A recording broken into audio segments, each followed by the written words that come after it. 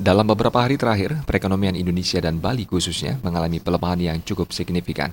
Hal ini terlihat dari melemahnya nilai tukar rupiah dan suku bunga yang mengalami kenaikan.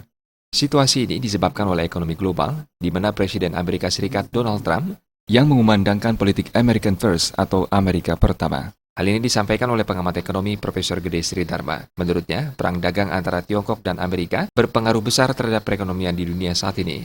Rektor Universitas Pendidikan Nasional ini khawatir globalisasi tidak akan terjadi akibat politik American First.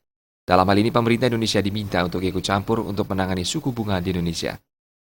Jadi perang dagang antara China dan Amerika ini sudah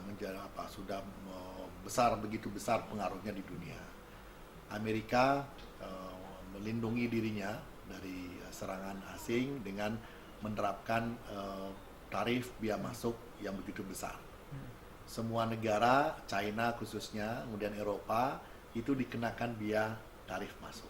Dan saya khawatir adalah globalisasi nggak akan terjadi. Akibat Donald Trump melindungi Amerika produksinya dan tidak boleh barang-barang luar negeri masuk ke negaranya.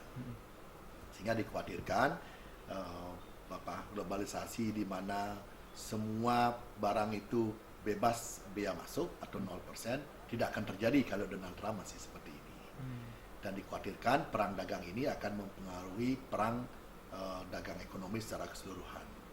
Sehingga WTO sebagai organisasi perdagangan dunia mesti harus turut campur melindungi perang dagang ini.